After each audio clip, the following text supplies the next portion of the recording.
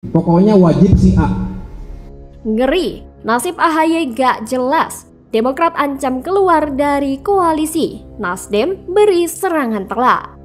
Ditulis oleh Ferry Padli dari siward.com. Bahwa tidak boleh dalam ikhtiar membangun koalisi ada yang saling memaksakan kehendak.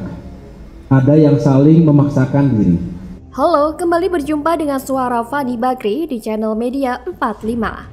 Usaha Partai Demokrat untuk menggolkan AHY jadi cawapres Anies bisa dibilang sudah maksimal.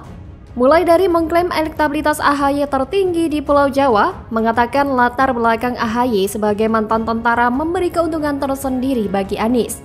Mengklaim AHY tokoh paling diminati untuk jadi cawapres Anies, hingga mengatakan Anies bisa kalah kalau bukan AHY yang jadi cawapresnya. Pokoknya di mata kader Partai Demokrat, ketumnya itu tidak ada cacat sedikit pun, sehingga tidak ada alasan bagi Anies untuk menolaknya jadi cawapres. Hanya saja ini juga masalahnya. Oke lah, AHY sempurna di mata kader Partai Demokrat, tapi di mata kader partai lain yang tergabung dalam koalisi perubahan PKS dan Nasdem, AHY tidak memiliki kelebihan apa-apa, Ferguson. Sebagai contoh, ia tidak memiliki rekam jejak yang bisa dibanggakan. Pensiun dari tentara, pangkatnya bukan jenderal tapi mayor. Kemudian ikut pilkada DKI, kalah. Jadi ketum Partai Demokrat bukan karena perjuangan sendiri, melainkan lewat jalur orang dalam yakni bapaknya sendiri yang uruskan. Dan AHY juga gagal melakukan konsolidasi partai sehingga nyaris dikudeta oleh kader Partai Demokrat yang lain. Di samping itu di bawah komando AHY, kader Partai Demokrat yang korupsi tetap saja banyak. Mulai dari Bupati Penajam Pasar Utara Abdul Ghafur Mas'ud, Bendahara Umum DPC Partai Demokrat Balikpapan Nur Afifah Balkis, Bupati Mamberamo Tengah Riki Hampagawa, hingga yang paling heboh Gubernur Papua Lukas NMB. Si Lukas ini sebelum ditangkap KPK melakukan manuver yang berbahaya, yakni mengumpulkan massa bawa senjata panah untuk berjaga di rumahnya agar KPK tidak berani menangkapnya. Hingga penangkapan terhadap dirinya tersebut terpaksa ditunda. Untung KPK, Polda Papua, dan BIN rada cerdas. Yang diintai justru bukan rumah Lukas, melainkan warung makan tempat anak buah Lukas biasa memesan nasi bungkus untuk makan para penjaga rumahnya tersebut. Dari jumlah nasi bungkus yang dipesan itu, cukup untuk mengetahui berapa orang yang masih berjaga di rumah Lukas. Hingga diketahui semakin hari semakin sedikit. Ketika penjagaannya sudah mulai longgar, mantan orang nomor 1 di Papua itu pun akhirnya diciduk KPK tanpa memberikan perlawanan yang berarti. Secara tidak langsung, jelas ulahnya itu telah merusak citra Partai Demokrat yang sebelumnya memang sudah rusak. Ini juga yang bikin buruk nama AHY di mata Surya Paloh dan Ahmad Syaihu.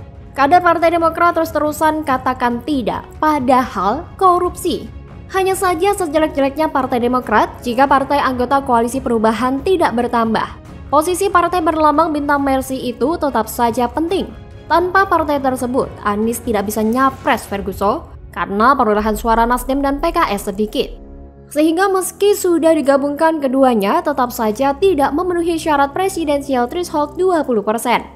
Hal inilah yang kemudian disadari oleh Partai Demokrat bahwa koalisi perubahan hanya menginginkan dukungan dari mereka saja, tapi tidak mau mengusung AHY jadi cawapres. Tidak menunggu waktu lama, Ketua Bapilu Partai Demokrat Andi Arief pun langsung menyebarkan ancaman. Loyalis AHY itu mengatakan, elektabilitas Partai Demokrat saat ini turun karena Anies tidak kunjung punya cawapres. Atau dengan kata lain, penyebab elektabilitas Partai Demokrat turun karena koalisi perubahan tidak segera mendeklarasikan AHY sebagai cawapres Anies. Andi pun memberi peringatan kepada Nasdem dan PKS. Kalau sampai bulan Juni 2023 pasangan Anies AHY tidak kunjung dideklarasikan, maka Partai Demokrat akan memikirkan jalan lain untuk menghadapi Pilpres 2024 yang persaingannya amat ketat. Atau dengan kata lain, kalau AHY tidak kunjung ditunjuk jadi cawapres Anies, maka Partai Demokrat akan meninggalkan koalisi perubahan dan bergabung ke koalisi lain. Karena memang Partai Demokrat juga menjalin komunikasi dengan Golkar dan Gerindra. Sehingga bisa saja AHY jadi cawapres Airlangga atau jadi cawapres Prabowo. Bukannya takut dengan ancaman Partai Demokrat tersebut, Nasdem malah memberi serangan balik. Mau ambil opsi lain? Pasti di pikiran kamu opsi lain itu Demokrat mau menarik diri dari koalisi perubahan. Atau mungkin Bisa jadi karena ketidakpastian AHY jadi wapres. Atau dia ingin mengatakan bahwa kalau Anies tidak dengan AHY, kami akan keluar. Ujar waketum partai yang mau merestorasi Indonesia tersebut, Ahmad Ali, dengan nada mangkel. Ali pun mengatakan bahwa sejak awal koalisi perubahan sudah sepakat untuk bekerja sama. Dan soal cawapres, berdasarkan piagam perjanjian, setiap partai menyerahkannya kepada Anies, memberikan mandat kepada Anies untuk memilih cawapresnya. Nah, mandat itulah yang hari ini digunakan oleh Anies untuk melakukan seleksi untuk mencari kira-kira cawapres yang pas. Ungkap Ali lagi juga dengan nada kesal. Anak buah Surya Paloh itu pun tanpa tedeng aling-aling mengatakan penurunan elektabilitasnya tidak hanya dialami oleh Partai Demokrat saja, tapi juga dialami oleh Nasdem. Dan penyebabnya adalah karena Partai Demokrat memaksakan kehendak kadernya harus jadi cawapres Anies. Cadas, sekaligus ngeri-ngeri sedap. Terakhir, Ali mengingatkan agar Partai Demokrat gak usah bikin gaduh di koalisi perubahan, karena berpotensi membuat keretakan hubungan antara ketiga partai. Sebaiknya Demokrat konsisten saja mendukung Anies meskipun cawapresnya bukan AHY. Ternyata koalisi perubahan diam-diam mau layu sebelum berkembang. Kayaknya sudah tepat kalau Partai Demokrat mau meninggalkan Anies, Nasdem, dan PKS. Karena kalian itu hanya dimanfaatkan saja, Ferguson. Sejatinya mereka sama sekali tidak tertarik untuk mengusung AHY sebagai cawapres. Bagaimana kalau menurut Anda?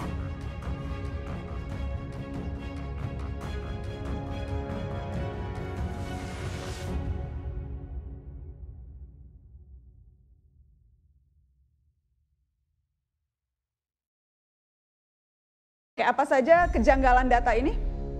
Pasir sekitar 52 miliar, ini pengadaan untuk anak sekolah SD. Jadi saya juga nggak tahu fungsinya untuk apa. Terus di sini juga ada thinner sekitar 40 miliar dan helm proyek ada 34 miliar. Helm proyek? Untuk alat peraga. Untuk alat peraga? Sekolah. Alat peraga sekolah, helm proyek? Iya. 34 miliar? 34 miliar. Sentil utang Anies Baswedan. Viral video lawas Najwa Shihab bongkar kasus kelebihan bayar Anies. Yusuf Muhammad sebut, untung yang 92 miliar diikhlaskan ya.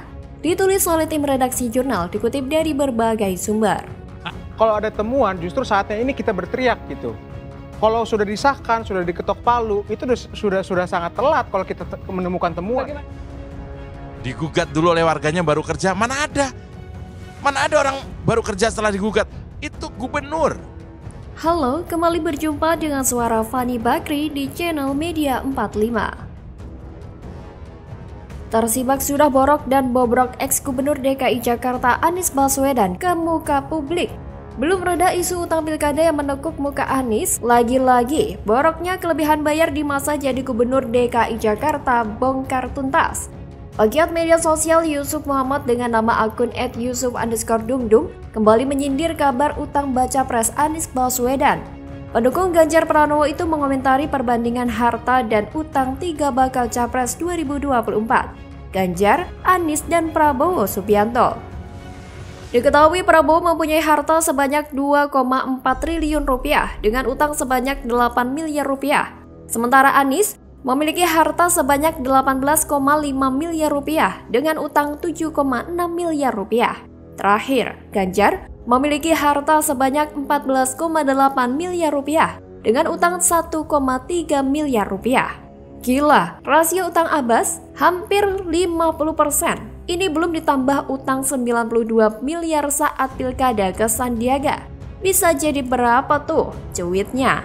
Dari mana Anies bisa membayar hutang modal pilkada yang sampai 92 miliar itu? Padahal video lawas Anies soal kelebihan bayar beredar kembali.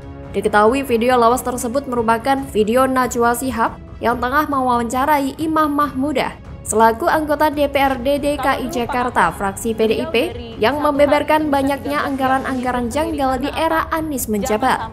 Imam pun membongkar beberapa daftar kelebihan bayar era Anies lewat data anggaran Dinas Pendidikan DKI Jakarta. Imam mengatakan ada deretan pengeluaran yang janggal seperti pengadaan pasir untuk alat peraga anak sekolah SD sebesar 52 miliar. Kemudian juga tertera helm proyek sekitar 34 miliar dan thinner sebesar 40 miliar. Bahkan Najwa Shihab dalam acara diskusi Mata Najwa itu sampai dibuat tercengang dengan adanya data anggaran janggal tersebut. Dari sinilah kemudian kita bisa melihat betapa Anies adalah gubernur amatiran dan alergi transparansi. Kenapa?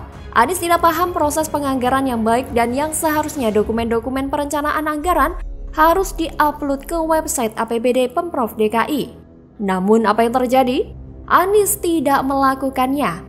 Seolah-olah ia ingin menutupi kasus kelebihan bayar yang ia kehendaki.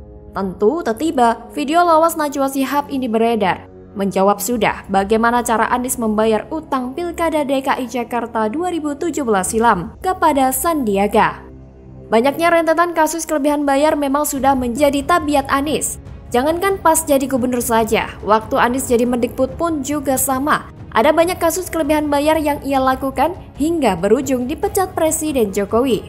Bahkan sebelumnya pun diketahui, hasil laporan Badan Pemeriksaan Keuangan atau BPK Provinsi DKI Jakarta telah menemukan adanya kelebihan pembayaran terhadap gaji tunjangan kinerja daerah atau TKD dan tambahan penghasilan pegawai atau TPP. Hal itu diketahui berdasarkan laporan hasil pemeriksaan atas laporan keuangan pemerintah Provinsi DKI Jakarta tahun 2020. Dalam laporan itu disebutkan, berdasarkan laporan pemeriksaan bahwa data pembayaran gaji dan TKD atau TPP dan pengelolaan gaji pegawai pada beberapa OPD diketahui masih terdapat data pegawai yang tidak mutakhir. Politikus Partai Demokrasi Indonesia Perjuangan atau PDIP itu menegaskan bahwa kasus kelebihan bayar bukan pertama ini saja. Akan tetapi, sebelumnya kasus kelebihan bayar juga terjadi di Dinas Pemadaman Kebakaran Provinsi DKI Jakarta. Makanya timbul pertanyaan mengapa di tengah kasus kelebihan bayar merajalela, justru BPK malah memberikan penghargaan WTP sampai 5 kali berturut-turut kepada Pemprov DKI era Anies, kan makin aneh. Menyibak kasus kelebihan bayar era Anies di DKI Jakarta memang bukan perkara yang mudah. Terlebih menelisik apa motif sebenarnya Anies melakukan hal itu, ya setidaknya kita sadar kalau Anies adalah sosok pemimpin yang licik dan licin. Demi memuaskan hasrat berkuasanya, ia rela menghalalkan segala macam cara. Tak ayal, rela ngutang puluhan miliar dan dibayar pakai jasa kelebihan bayar. Bagaimana kalau menurut Anda?